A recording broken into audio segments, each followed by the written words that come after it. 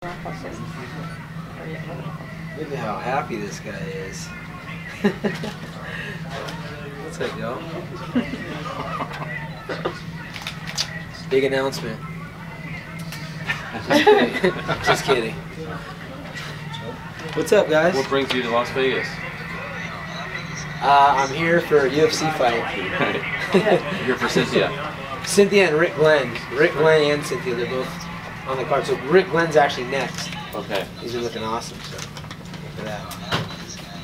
Well, what's it been like kind of bringing up that new generation? I see that you guys have been hashtagging it like new school. What's it like working with that new school? It's been awesome. I mean, and the coolest thing is, you know, I was hanging out with Andrew Coyne, who you guys don't know yet, but you will know.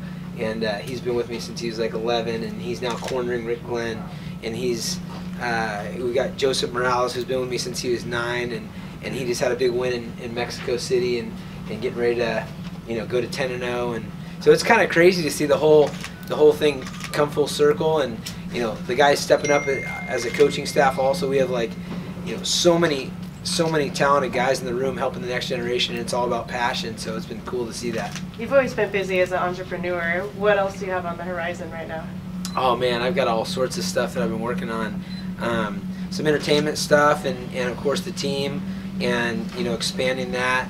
I've been talking about doing something in China, which is going to be pretty exciting. It's not really out there to be talked about yet, but you know, there's a lot of cool stuff that's happening, and just kind of enjoying it and staying busy. I get up early, go to bed late, and work all day.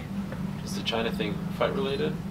Yeah, we're going to do some, you know, help develop some talent out in China for, you know, do a team alpha male China type of situation. Wow. I think so. That's going to be cool. Have you ever been there? Yeah, I went to the last event over there. Okay. We've had some guys come out to us, and actually our team sponsor, Mountain Lion Aviation, they're Jim Wilkinson. He's a good friend, but also someone that supports our team. He has a lot of relationships in China as well, so it's kind of a cool thing to see UFC going over there, and the sport expanding, you know, to the most populated portion of the world. You know, it's exciting. What do you think of the talent there? It's really good. Really? I think when I was over there, I think 5 Chinese fighters, and they all won, and they all had tough fights. It wasn't like they're, you know, given cupcakes. You know, it was tough. It was tough competition, and they're talented. I mean, that's the martial arts is you know, kind of born there in that in that part of the world in a lot of ways. So it's cool to see it come full circle. Would you consider doing something like that in India as well? Yeah, talking about India. I mean, both those places. I mean, fighting is such an international thing. I mean, it's the most primal thing, but the most common thing. I mean, everybody loves a good fight, and everybody has probably gotten in some sort of conflict in some shape or form. So it's cool to see the whole world. It's kind of bringing people together, I think, which is awesome. So I understand Cody's back in California. He took a vacation in Thailand, right? Yeah. Baby Moon, if you will. Baby Moon, yeah. Yes. Him and his wife. I mean, she goes every single year, so he got to tag along this year. I'm just wondering how he's doing a month later. We haven't heard much from him. Like, have you had a chance to talk to him? How he's assessing life as not being champion? You know, in his mind, he's still a champion. You know, and you know, once a champ, always a champ. But he definitely is hungry.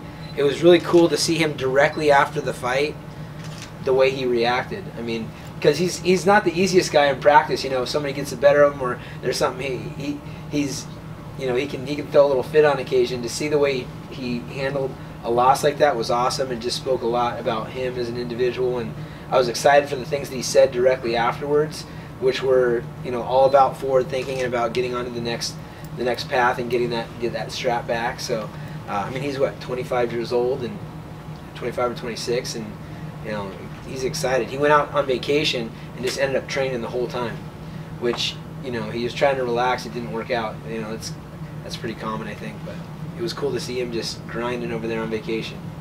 You seem to have a very special relationship with Sage Northcutt. You were in Yeah. his corner. He won. What did you make of his performance? And what would you? You know, I know he has another fight now, but like, how are you sort of mapping out? Is he doing better than you thought? I mean, you guys seem to be really absolutely. clicking. Sage, I mean, you know, as far as a positive, like, energy, I've never really met anyone like that. He like brings joy wherever he goes. He's like Santa with abs, you know. So it's really cool to have him in the room. I mean, he brightens the mood. Everybody loves him, and he's he's genuine. You know, his whole you know, the way he comes off is real genuine, and he learns super fast. I mean, it's crazy. So it's just finding those little bits and pieces to fit into an already great skill set and a great mindset and good genetics and a lot of hard work. And I think, you know, I'm encouraging him. You know, he's too nice to say he's going to go get the strap, but that's in his mind. And I don't know, you know, at what point does somebody just decide they want to be a champion? I think he's probably had that for a long time, but I'm encouraging him to voice it because I think he can be a world champion, and we're on a path to do that. So, you know, it's been awesome to see him progress, and I think you know, he's going to be a world champ.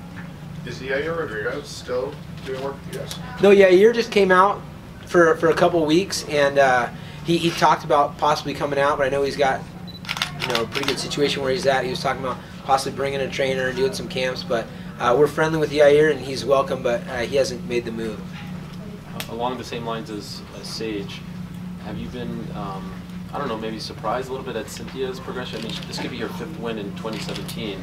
I'm not surprised at all. I mean, Cynthia has been beating up guys. We used to, you know, when a lot of the European guys would come in that hadn't had a great wrestling background, we'd always, you know, baptize them with a beating from Cynthia. You know, she's been a killer in our room for so long, and to see her, you know, finally getting the recognition and the opportunity is awesome, because it wasn't like, you know, she's been hidden on our map. We've already known she was there, but she was fighting 125s. Then she broke her arm in the same place, I think 2 or 3 times. So she was kind of, and she also had this thing where she wanted to get an amateur title before she turned pro, which I was like, I mean, I was trying to talk her out of it, but I was like, she should have been pro a lot earlier than she was. So she's gonna be a world champ, and she knows it, and that's exciting.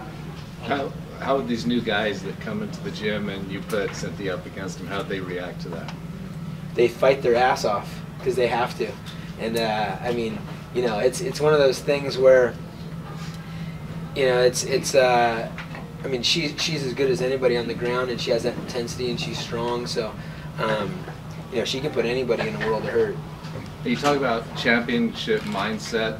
I find that interesting. That do you feel that there's a lot of fighters that don't think of themselves as champions, and at what point do they have to vocalize it, or when do they become have that mindset? I think there's a lot of fighters that don't see themselves that way, and that's a problem. I mean, if you're not in the sport to be the best, then, you know, you're on the wrong path. And I had to learn that myself. It was a growing process for me, making goals as a college athlete, as a high school athlete, and never writing down to be a champion was kind of weird. I'd always want to get to the state tournament and place and be an All-American, and it was something I learned after college, that you have to voice it and have to think, I want to be the best, and I'm going to be the best.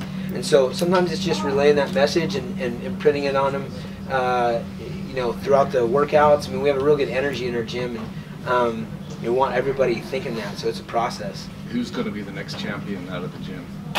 Well, there's a lot of guys that are going to be champions. We've got Joseph Morales, who he's been with us since 9. You know, he's looking for the championship. Benito Lopez. We've got, I mean, I could name all my guys that are going to be. For somebody that you have never heard of and is still an amateur, Kaleo Romero. He's a kid that is a state runner-up in California, and I mean, he has to. I talk about this all the time at the end of practice, but he has to be. You know, he's always in the gym. He called me and he's like, hey, it's Saturday night, and he's like, Uriah, I just set off the alarm. I didn't realize everybody left. I'm in the shower, and I was the last one to leave, but the alarm's going off in the gym. And I'm like, all right, cool. You know, so that kid right there, Kaleo, is a kid that I have high hopes for, and he's like I said, he's an amateur. He's about to turn pro. I know you have to go, but a quick prediction for Calvillo Esparza. Can you break it down for us? You know, Esparza is tough, but I just think it's going to be, wouldn't normally say this, but I think it's going to be a one-sided affair.